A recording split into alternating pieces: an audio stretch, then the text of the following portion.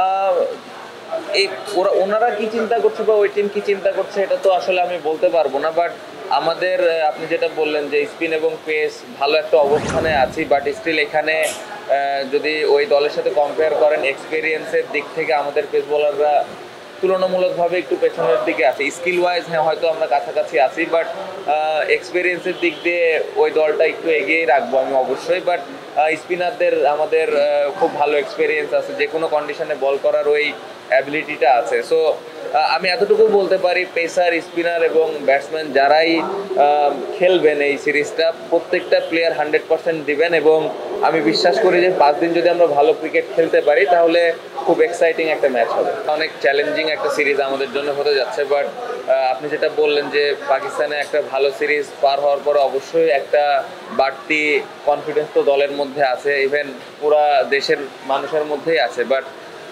প্রত্যেকটা সিরিজে একটা একটা অপরচুনিটি, আমরা দুইটা ম্যাচই জেতার জন্য খেলবো, এবং জেতার জন্য যে জিনিসগুলো ইম্পর্টেন্ট, প্রসেসটা ইম্পর্টেন্ট। সো আমাদের লক্ষ্য ওটাই থাকবে যে আমাদের কাজটা আমরা ঠিক মতো করতে পারছি কিনা। সো আমরা যদি আমাদের কাজটা ঠিক মতো করতে পারি অবশ্যই ভালো রেজাল্ট সম্ভব। ব্যবধানটা আসলে তখনই গড়া সম্ভব হবে যখন আমরা পুরো টিম হিসেবে খেলবো, শুধু স্পিনারদের যে দায়িত্ব তা না, ব্যাটসম্যান এবং পেস বোলার তাদেরও সমান দায়িত্ব আছে। সো পুরো টিম হিসেবে খেলাটা খুব ইম্পর্টেন্ট। আমরা যদি পুরো টিম হিসেবে খেলতে পারি অবশ্যই ভালো ক্রিকেট খেলবো আমরা ইনশাল্লাহ।